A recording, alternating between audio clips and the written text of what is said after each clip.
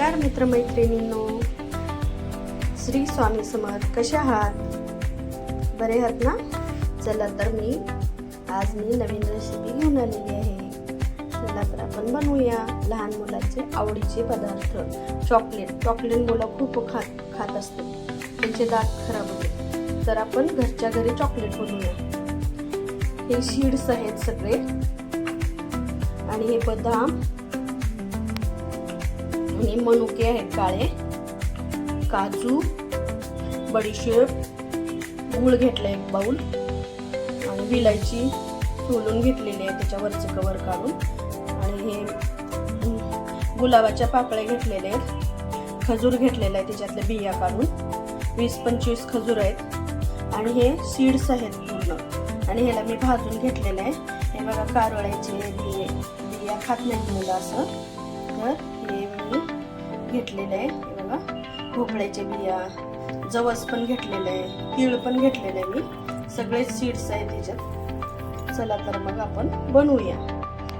त्याच्यापासून 20-25 गुलाबाच्या पाकळ्या घेतलेल्या आहेत सजवण्यासाठी. चला मग आपण बनवूया. मी इथं तवा गरम करायला ठेवलाय, गॅस चालू करते. आपण बनवूया. हे सीड्स अशा प्रकारे भाजून घेतलेले आहे. त्याला गार व्हायला वेळ लागतो म्हणून. चला तर आपण गार करून घेऊया. बस गरम असतं ना, काजू पण भाजून घ्यायचं व्यवस्थित. आता वातावरण पावसाळ्याचं असल्यामुळे थोडे गार होते, साधाळे जातात काजू.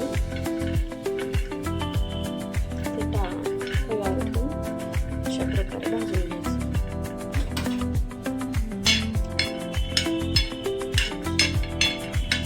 बदाम पण भाजून घेणार आहे. काजू झाले की बदाम भाजून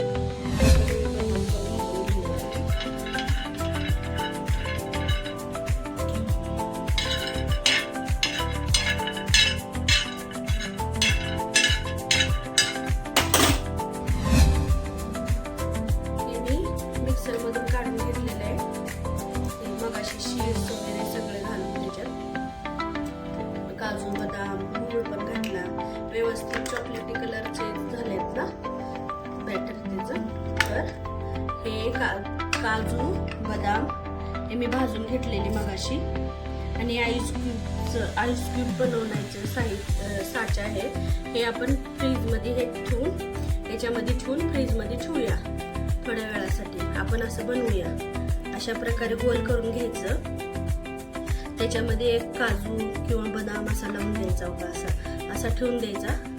आणि अशा प्रकारे चॉकलेट बनवायची चौकोनी आकाराची.